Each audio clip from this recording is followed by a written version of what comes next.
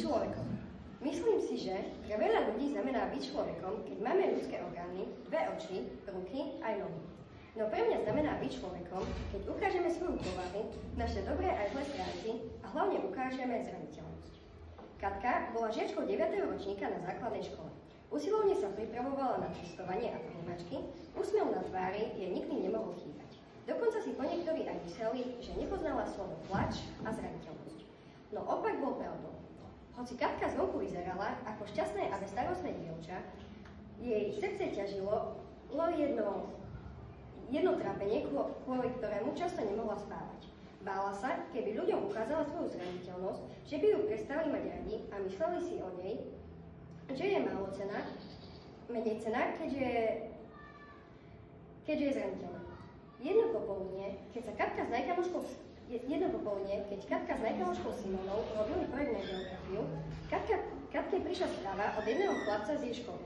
Katka si ju najprv nechcela vôbec pozrieť, lebo presne vedela, čo v tej správe bude napísané.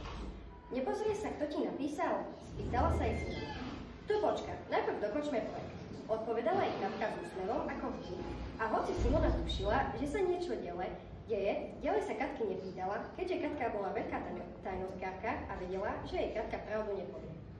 Ďalšie dni si Simona čoraz viac všímala, že Katka často nie je vo svojej koži, no keď sa jej spýtala, čo sa deje, povedala jej, že to sú iba stresy z učenia. Jeden večer, keď si Katkyni rodičia vyrazili do divadla, Katke znova prišla správa od chalana z školy. Môže sa snažiť ako chceš, si iba obyčajná chudera, pre nikoho nebudeš nikdy ničím výnimočná. Keď si Katka tú správu prečítala, rozplakala sa tak, ako ešte nikdy predtým, a aj keď to vôbec nečakala, z toho všetkého stresu dostala panický atak. Nevedela, čo má robiť a tak rýchlo so slzami v očiach zavolala Simone. Simi, môžeš prosím ťa rýchlo prísť? Potrebujem ťa tu. Ja už nevládzem. Simona ani chvíľu neváhala a necelých 5 minút už bola pri Katke. Aj keď to Simona vôbec nečakala, Katka jej rozprávala všetko o tom, ako jej už niekoľko týždňov chodia negatívne škaredé, občas aj výhražné správy od jedného chalana z školy. So Simonou sa rozhodli oznámiť to polícii aj riaditeľke školy. Po čase sa zistilo, že ten chalan bol psychicky labilne narušený a vadilo mu, ako má Katka vždy dobrú náladu a chce ju psychicky zlietať. No slová Simony jej otvorili oči. Keď bude vždy ukazovať iba úsmev, ľudia nezistia, že ťa niečo trápi. Keby si ju nezavolala, tak si myslím, že to nemuselo skončiť iba panickým atakom. Zapamätaj si, zraniteľnosť nie je hra. Asi máš pravdu, odpovedala aj Katka. Ja mám vždy pravdu, zasmiala sa Simona a po dlhšom čase aj Katka.